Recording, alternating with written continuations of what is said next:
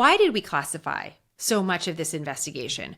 Why isn't it more open? Why isn't it out in the public? Politico actually mapped out some really interesting context, and I'm using this article as a source. It comes from 2022, but it still applies, and I'm going to put it in our show notes so you can check it out yourself. Here's some really important background.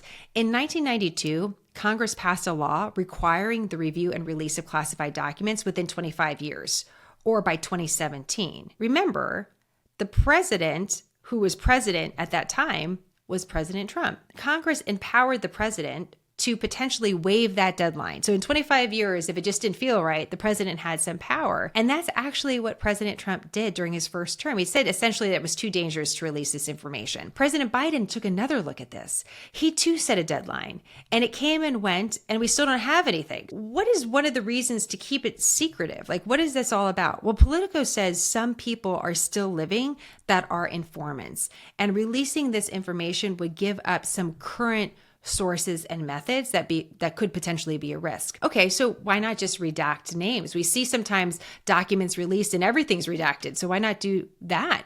Well, apparently it might not be good enough. One of the questions raised about the information related to the files on John F. Kennedy Jr., apparently there's some theories that there was a connection to organized crime. Some of this is theories, some of this is quote unquote conspiracies. I'm very cautious with that word conspiracies because that typically can refer to something that we know is not true. In this case, there's still a lot of unknown. And so there's been a lingering question about a connection to organized crime or to the mafia.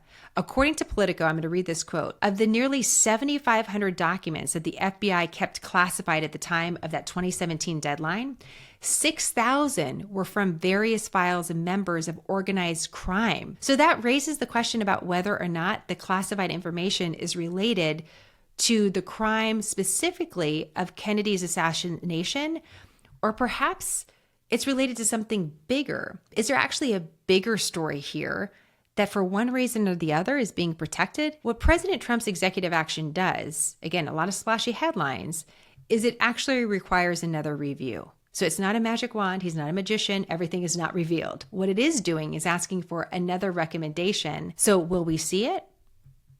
We don't know. And this is just one way that executive actions both produce news, but may or may not move a story along.